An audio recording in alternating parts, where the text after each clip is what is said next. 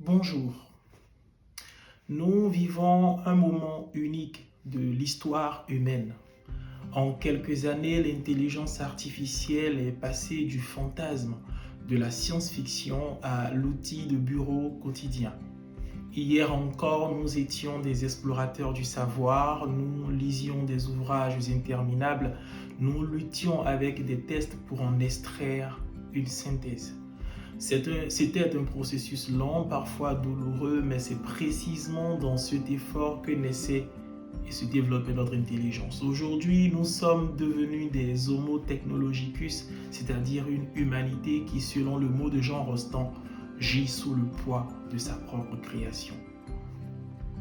La vitesse de ChatGPT, Claude ou Gemini est bluffante. Il parcourt des bibliothèques entières en une seconde. Face à cette puissance, la tentation est immense, celle de déléguer notre analyse, déléguer notre esprit critique, déléguer notre créativité. Certes, Blaise Pascal avait déjà ouvert cette voie avec sa calculatrice, mais nous franchissons aujourd'hui un seuil dangereux. Si nous n'y prenons pas garde, nous gagnerons en vitesse ce que nous perdons en profondeur. C'est le défi de notre survie cognitive. Oui. La Bible ne mentionne pas nommément les algorithmes, mais elle parle de l'intégrité de l'être. Dieu a créé l'homme à sa ressemblance, capable d'abstraction, d'art et d'analyse. Ces facultés ne sont pas des accessoires, elles sont l'essence même de notre dignité. Déléguer ces facultés à une machine, c'est d'une certaine manière faire affront à l'ordre créationnel. Pourquoi? Parce que l'impératif divin est clair. Le livre des Proverbes, par exemple, nous rappelle que la gloire de Dieu, c'est de cacher les choses, mais la gloire des rois, c'est de sonder les choses. 25, le verset 2. Dieu a délibérément crypté la création pour que l'homme trouve sa dignité dans l'effort de la découverte. En sondant, en analysant, en cherchant, nous exerçons notre royauté spirituelle.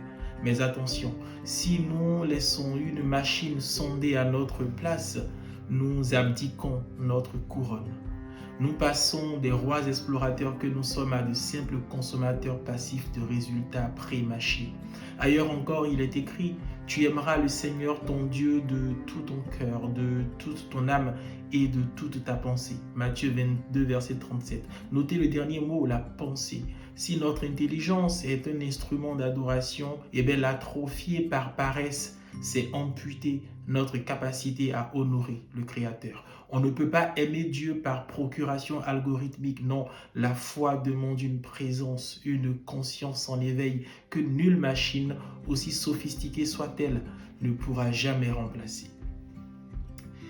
Non, faut-il donc rejeter l'IA? Assurément non. Ce serait comme rejeter Internet ou simplement rejeter l'imprimerie. Le problème n'est pas l'outil, mais plutôt la paresse cognitive qu'il encourage. Science sans conscience n'est que ruine de l'âme, disait déjà Rabelais.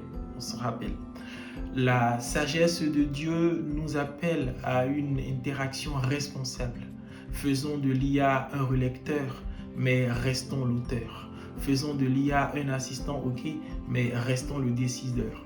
Utilisons par exemple Perplexity pour chercher des données, mais gardons-nous le monopole de la réflexion. L'humanité ne s'effacera pas devant les circuits intégrés si elle parvient à sauvegarder son âme.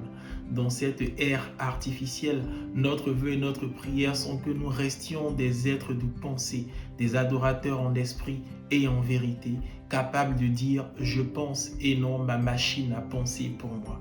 Sauvegardons notre âme, sauvegardons notre intelligence. Que le Seigneur vous bénisse. Shalom.